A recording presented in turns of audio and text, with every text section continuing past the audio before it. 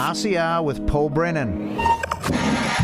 Sonia Elijah has a background in economics. She's a former BBC researcher, now working as an investigative journalist. She's written numerous investigative reports on how global health authorities have been actively pushing mRNA shots onto pregnant women. Indeed, I remember chatting with Sonia a couple of years ago about that very topic. Anyway, we're here to talk about her new book, and that is 311 Viral Takeover, and how a repeat of the COVID years could be set to play out again under the UK's new pandemic plan. Or was that scam? I don't know. Anyway, Sonia Elijah is with us again, beaming in from the UK. Great to be able to catch up with you again. I hope you're well. Yes, thank you. Thank you so much, Paul, for having me back on. Tell me about the title of this book.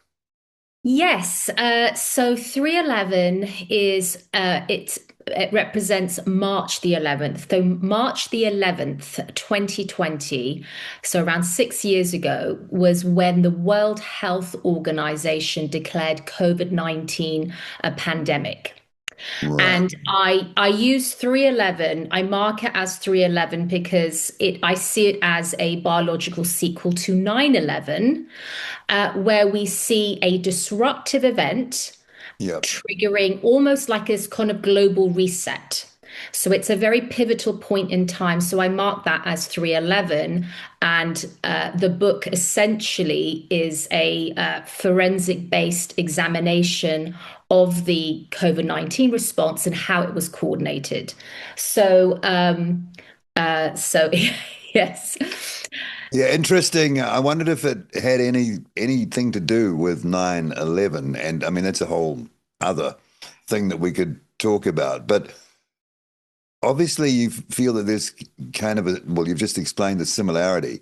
Of course, a lot of people think 9/11 was something dodgy about that as well. This $1 billion pandemic plan, preparing for the next crisis. First of all, that's a lot of money. That's a boatload of money. Yeah. And they seem to keep throwing money around for this sort of thing, right?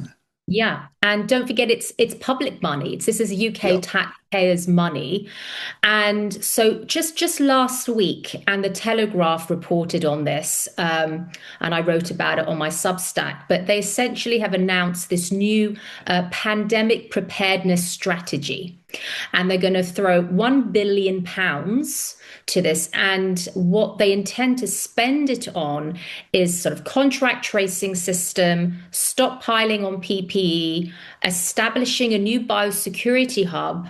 And what I find most alarming is introducing an all pandemics hazards bill to grant emergency powers. And we saw how all this sort of came into play with COVID, right? March 2020, we saw the Pandemic Act being introduced, rising to royal assent, getting the governments being granted sweeping emergency powers to usher in lockdowns and all the rules that everyone had to follow and obey. So it's really disturbing. So we're seeing another cycle of this almost. And what they actually write about, these officials, they say that it's not if, it's a certainty. A new pandemic is a certainty. How can you say that? Yeah, exactly. How can they say that? And based on what? Yeah. Exactly. So it is what I see. I mean, the book tackles this. So the book really goes into the rise of the biodefense industrial complex that we really saw came out of 311. And I mark it as almost like post 311, pre 311. I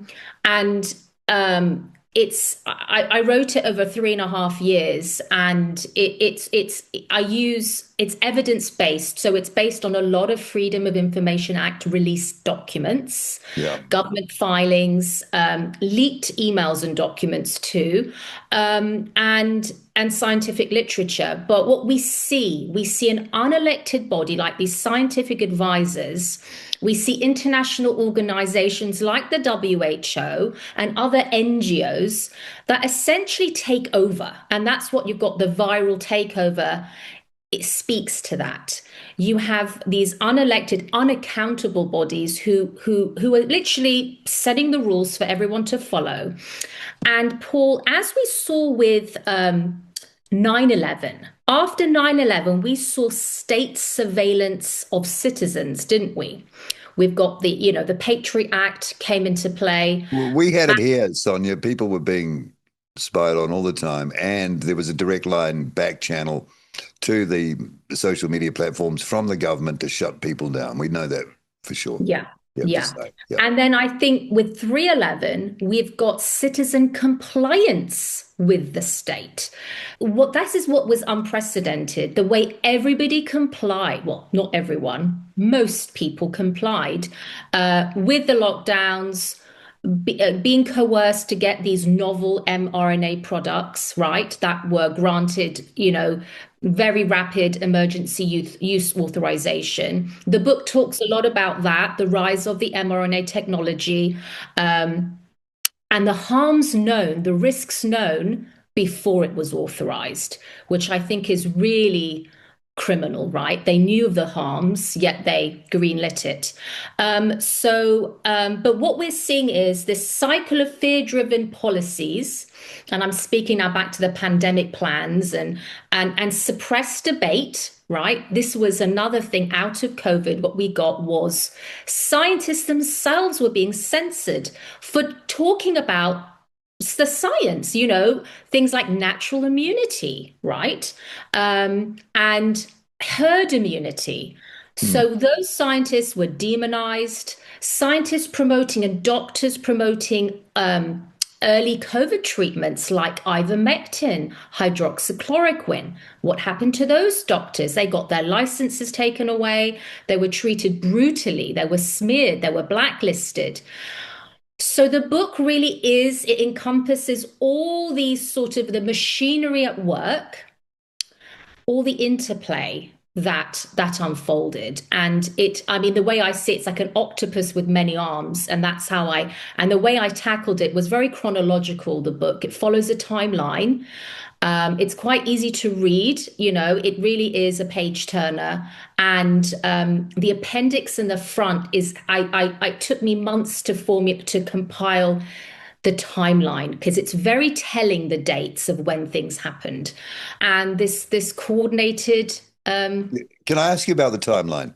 Yeah, So sure. when you see it sort of unfurled, the timeline, because I don't think too many people have done really accurate work on the actual timeline and the sequence of events to a level of accuracy that you can kind of sort of forensically take it apart. Yeah. How important is that timeline? When you look at it, when you see events happen, can you see the rationale for the timing of them as they go along? Is it clearly really well thought out? Yeah, it shows that there's a lot of planning, right? Things didn't just happen organically, right? Out of, the fog of war, we didn't know what we were doing. And then these things, it was very systematic. For example, Paul, in 2019, this is running up to 3/11. So we're not in 2020, we're in 2019. January to August, you have the pandemic exercises called Crimson Contagion taking place in the US. Yeah. And guess what that was based on? It was based on a group of US tourists that travel to China, contract a novel influenza type virus, bring it back to the States, and it spreads in America. So that played out. That's what happened, right? But if you substitute that for the guys who went for the military games, that's what you've got, right? Yeah, and that was led by Lieutenant Colonel Robert Cadleck, who is a key figure in this rise of this biodefense industrial complex. So he ran those exercises. After those finish, there's more. You have Event 201, which you might have heard about. Yeah, we've heard of that. Yeah. Yeah, so that started. That was around the fall of 2019. And I think that's very telling, because out of that, you have the officials saying how the governments need to work with social media, with big tech, to come up with nimble approaches to counter disinformation. Nimble. Okay. Yeah. Nimble, so real time. How do we sort of curate the narrative? How do we control the narrative, right? And that was before 2020. And what we saw in 2020, which I think was just so prevalent, was this rampant censorship that went on, where any scientific debate was suppressed. You couldn't post certain things on social media. We all remember, if you mentioned the vaccine, what happened to you? You'd have to use carrot emojis. But talking about carrot emojis, the BBC went after the vaccine injured Facebook accounts because they were using carrot emojis to circumvent the censors. The BBC flagged those groups to big tech, to Facebook, and those accounts got taken back down.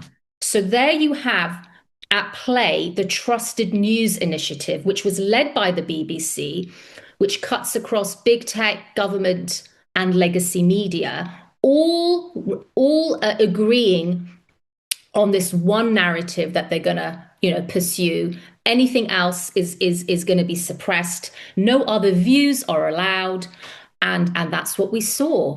Very, very dangerous. Okay. All pandemics. I noted that too. I mean, what does that actually mean? I mean, does that mean that anything could be a pandemic? Well, this is it. So if you know that we've got the revised international health regulations that the World Health Organization is sort of trying to push through. We've just said no as a country to that, by the way. Yeah. Wow. So, And then we know the US pulled out as well.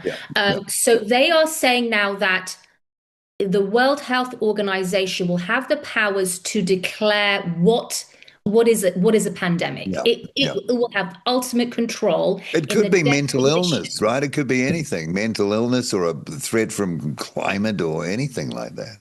Yeah, I mean, it's just very to have such concentrated powers in an unelected, unaccountable international organization, which is in the pockets of, right, we know, linked to sort of we've got the pharmaceutical industry on one side. We've got it's just very, I find it very alarming. And I think the more people wake up to it, I mean, my book, I put some post-it notes because I still like it really is like breaks everything down.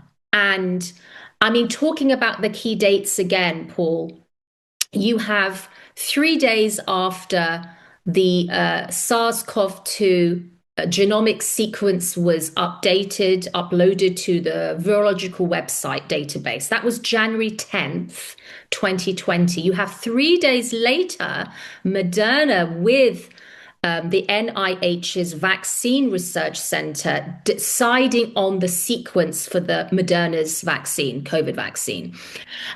You've got the PrEP Act being invoked on February 4th, 2020, 35 days before the World Health Organization even declares a pandemic. So they were lining everything up. Exactly. So this is what this book really points to. It's just like, it's all being lined up, essentially. Yes.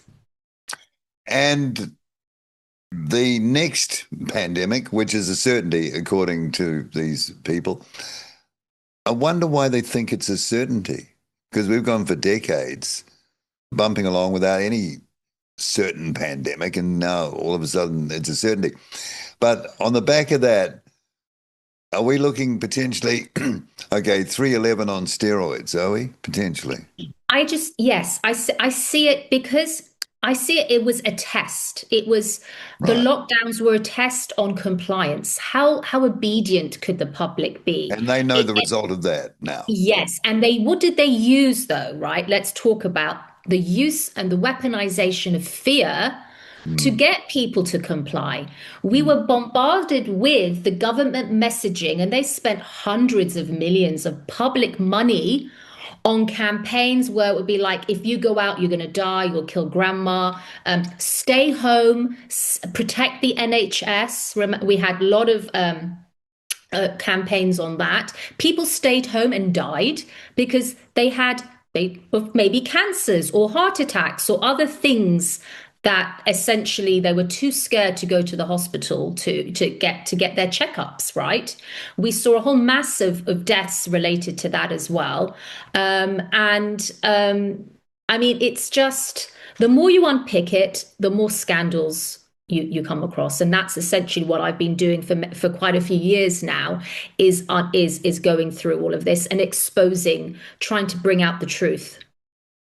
And how can anyone get away with unelected people in such a powerful position, as it turns out, making these decisions? And there was no political force or anything pushing back, was there? They were all Yeah. in. So they're kind of irrelevant in these situations, the elected officials, which is Yeah. So scary in a way. it is. And what we saw in the UK, so there is a chapter dedicated to this as well, is we saw these unelected scientists. So this is to do with SAGE, which SAGE is the scientific advisory of that advises that advise the government We essentially. heard about them, yeah. You probably had an Australian or equivalent in New Zealand as well. It's all cookie cutter, Sonia. Yeah, You cookie realize cutter, that exactly. when you look into Exactly. it. Yeah. Yeah. So you had these guys, these sort of behavioral scientists, these modelers, people like we had Neil Ferguson, who, Mm. based on his modeling, right, he issued this Well, we report. had a modeler here. It's the Yeah. same thing. Sorry to Yes. keep jumping Okay. in. So Yeah. it was like, if you don't lock down, you're going to see 500 million deaths by a certain Yeah. date. So Yeah. they used these modeling, these reports to basically railroad through to bring in lockdowns, to scare everyone, to scare a lot of people in government as well were scared. I know here we was almost a U-turn because Boris Johnson didn't want to lock down, and then this report came out. This report was leaked to him before it actually officially came out. And we had last minute U-turns of like, actually now we are locking down and all the schools are closing and no kids can't go to school anymore. And it's just crazy what happened. These measures were so devastating, not just on the economic front, right? Economic suicide and all the inflation we are seeing now, this rise, this cost of living is from 311. Is from 311. Yeah. Is the Yeah. billions spent. And we had, like furlough, where people were paid essentially to stay home and not go to work. You had widespread social harms and a whole generation of children who lost out education. I mean, I could go on, the suicides, all of this. Lockdowns were so damaging, yet they had the audacity, some of these officials, to say we should have locked down 3 weeks before, or if we locked down a week before, more lives would have been saved. So my book also looks at the transcripts of these testimonies given by these officials who were called as witnesses on the UK COVID inquiry. Yeah. Yeah. So we had that been going on, and that's cost so much money, that COVID inquiry, of public money. And it's a whitewash because they basically said we should have locked down sooner and harder. And that's the rhetoric. Interesting thing that's come here. We ran a poll, our media organization, just in the last month, and it showed that confidence, let me use that word, in the childhood vaccination schedule had, or lack of confidence, had risen from the low 20s to almost 50% just in the last 2 years. So that is parents now lacking confidence in the childhood vaccination schedule, which has come directly out of this. So actually, it's if they were selling vaccines, it's backfired, actually. And Yeah, that's what I that think tells us. Yeah. I think it really, the way they pushed it on the children, the pregnant women. I mean, it's just so criminal. And I think maybe it did wake people. People were bribed. Children were bribed with an ice cream. Didn't Mm, you hear stories, burgers and fries, if you would get yeah. a shot? Um, all they cared about was shots in arms. And yeah, I mean, it's been really devastating. And a lot of the excess deaths we have seen is the COVID shots are a major contributing factor to that, and the lockdowns. Yeah. How are you feeling about any future pandemic then, Sonia? Is this machinery all going to like crank up even harder, stronger the next time? And when do you think, I wonder when that will be. It can't be, you can't have all this ready to go and have to wait forever. I mean, can't be too far away, the next one. Yeah, I mean, I think the hope lies with people knowing what had happened. I mean, I think a lot of people did wake up to a lot of the scandals and what went on with COVID, and I think I'm hoping that they will refuse to comply. I think refusing to comply is the biggest pushback, really. I don't think people will be so easily duped next time. I'd like to be optimistic and think that way. But yeah, it's quite obvious they will use fear again because that's a time old, Yep, always psyop, works. right? Yeah. Mm, Psychological operations of mm. fear always sort of works. It does, yeah. But how many times can they keep? Yeah, exactly. I Well, you'd think. have to be more forceful, wouldn't you, if people aren't so, and that has a sinister feel to it. Well, this is it. And this is the book does talk, the final chapter does talk a lot about this rise of this digital IDs, right? This sort of, I see the rise of digital authoritarianism happening in the West. And the final chapter of the book does just discuss this and dissect that. And this is the sort of concern is if we're all forced to this digital ID, then there's lockdown, your movements being tracked. We've got this sort of mass surveillance powered by AI, right? Tracking you essentially in real time. It's very, very dystopian and very, very Orwellian. If people comply with and agree to this digital ID, which I think is sort of like the hammer, the last nail in the coffin, so to speak. In this pandemic strategy, isn't enhanced contact tracing part of the package? Like Oh yes, yes, it's enhanced. contract. They're going to do, yeah, contract tracing system even bigger. And the book does dissect the scandals that went involved. These apps that were just useless. And I talk a lot about the COVID, the tests, the testing from the PCR to the rapid antigen tests. I mean, it's just these tests were used to Mm. basically promote and prolong lockdowns, and they were gave false positive Yeah, tests, horribly inaccurate. Yeah. very deeply flawed. And for example, the PCR test was never designed to diagnose a disease. Yeah. Even Carrie Mullis, the inventor of the PCR test, spoke about that I've before seen he him died. actually, that video of him saying it. I think he Yeah, said even like a car can test yeah, positive. yeah. All right. Are you afraid, very afraid, Sonia? No, I'm not afraid because I'm not driven by fear. So Yeah. I think you have to this is it. It's the people who are not afraid No, I didn't and I didn't mean driven by fear by, the threat of a pandemic, okay. but of this kind of ecosystem that's being Yeah. created and what that can do Yes. when it's applied. That's really what I meant. Yes, Yeah. yes, yes. Sorry. Right. Yes, it's very disturbing. That's why the book, I mean, that's one of the main aims of me writing the book. I mean, there's 948 citations in this book. It's full of exhibits, screenshots. It's to arm people with knowledge, Paul, which I Mm. feel is the antidote to this. The truth, knowledge is the antidote to what they'll be pushing, what they'll be trying to get people to comply with.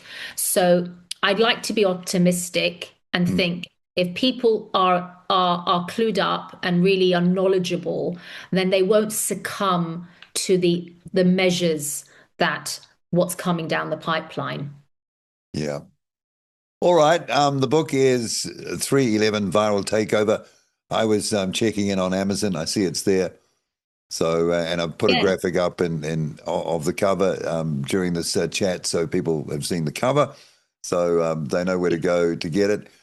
Boy, it's it just never stops. It just feels like this is never going to stop. And in the end, I hope it doesn't come to an actual tribal battle, because that's the other thing I remember about the COVID, version one, is that it forced people into tribes, and they were quite aggressive Yeah. towards each other.